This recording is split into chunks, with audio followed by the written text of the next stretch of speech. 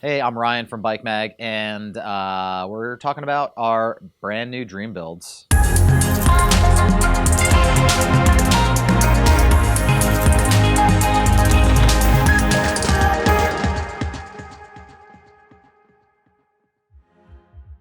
I chose the Specialized Enduro because out of all the bikes I rode this year, this one was the one that kind of like surprised me the most. It was the one that made me feel like I was actually a better bike rider than I am.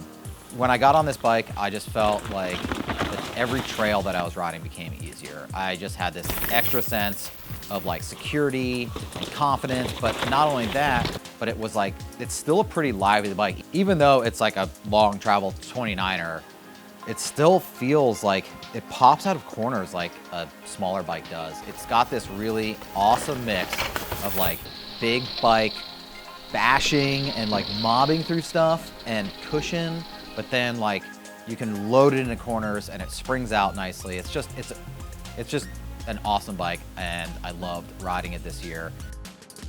Maybe the first thing that you're gonna notice about my dream build is that it's got a mixed drivetrain. So I went with SRAM AXS for the derailleur and shifter, and then the rest of the drivetrain is Shimano XTR. And the reason I did that is I really love the Shimano shift. It's just a little bit faster, and it really likes to shift under load better than the SRAM stuff does. So like you can really be on the power. You don't have to let up at all, and you can make that shift.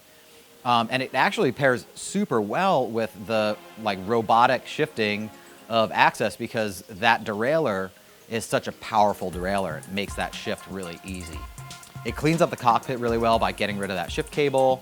I also went with the AXS dropper post because I actually think that out of the AXS group, between the shifting and the dropper post is actually even radder. Like if you could only get one of these parts, I think I would go for the dropper. Like it is amazing how instantaneous it is. And it really does open up like the ability to use the dropper more often. You end up sometimes hitting it by accident, which is a little bit of a bummer. Like it's so easy to actuate that you sometimes will like hit it with your knee, which, you know, it's something to get used to, but awesome seat post. For wheels, I ended up going with the Crank Brothers Synthesis rims. You can buy them as a rim only, which is cool because you can build them up with any hubs that you want. And I chose the White Industries hubs because I really do like those hubs, but they're also on a very short list of people who make free hub bodies for the new micro spline. So like I couldn't get a Chris King because I kind of wanted to do a King so I could match the new matte bourbon color that King is making. I chose that for my bottom bracket and my headset, but I couldn't get the matching hubs because King's not doing micro spline yet, as of this taping. But I'm very pleased to go with the White Industries hubs. They're really nice. I've loved them for years. Then we went for DT spokes because you can't beat DT spokes. I've got aero lights in the front, both disc and non-disc side. And for the rear wheel, I've gone for aero light comps, and they're a little bit thicker of a spoke, so a little bit more robust. I went that way because Crank Brothers actually has specific recommendations on what spoke sort of spec to use. They use Sapim spokes. I personally prefer DTs. So I've matched basically the closest DT equivalent to the Sapim spec that Crank Brothers uses on the full built wheels that they go with. So yeah, that's the wheel spec.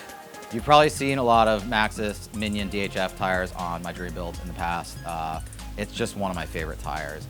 And they finally started offering the Max Grip compound in the 29er size, which I love. I used to ride it in 27.5 all the time, and it's great to have it on the bigger wheel size now.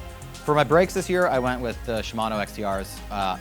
I've complained a lot about rattling brake pads with Shimano brakes for years, and these ones do rattle, unfortunately. You can stretch the springs out a little bit to make them rattle less. But I really do like the feel of these brakes, and I just kind of decided to accept the noise factor. It's kind of a bummer because the rest of the bike is really quiet, so all I hear is those the pads rattling. But I can change the pads out to the non-fins ones. If I stretch the springs out that helps a little bit. So there's some ways to mitigate that. Next thing is the suspension. I've gone with a Fox 36 Grip 2 damper fork for, I don't know, the 3rd or 4th year in a row. It's just a great fork. I just haven't ridden anything better. DT has a great fork that I maybe would have gone for, but they just don't offer it in a 170 mil travel yet. So Grip 2 it was. And then I actually just kept the stock shock on the S-Works frame, which comes with a Fox Float X2. It's a great shock. I think I might put a coil on it to experiment with it later, but for now, it's amazing. Like, the performance is good. I love this shock. Cockpit-wise, there's nothing beats an Enve stem. That carbon stem is just amazing. It feels good. It looks good. It's just I just love it. And then I changed things up a little bit this year. I went with a 1-up handlebar because it offered like a really cool rise that was in between, you know, like some of the other bar specs, and it was in between what Enve had. So instead of like, I know it's pretty common to, you know, to match your stem and handlebar choice. And I just did things a little differently because I really like the look and feel of that 1-up bar. It's a 35 mil clamp that's tailored, you know, it's supposed to flex really evenly and stuff. And so far, I've only been on one ride on my new Dream build. You can see it's a little dirty here. You know, so far it feels really good. And then, yeah, just to round things out for Touchpoints, I went with XTR trail pedals. I love XTR pedals, can't beat them. WTB Coda saddle. It's something that I haven't tried, but the shape looks really nice to me, and I'm excited to experiment with it. And for the grips, I went with Sensus Meaty Paws because they're big and fat and awesome. And I don't have the biggest hands in the world, but they just feel really good in the hand. So I don't think that those grips are just meant for people with big giant hands like Kyle Strait. They're actually good for everybody.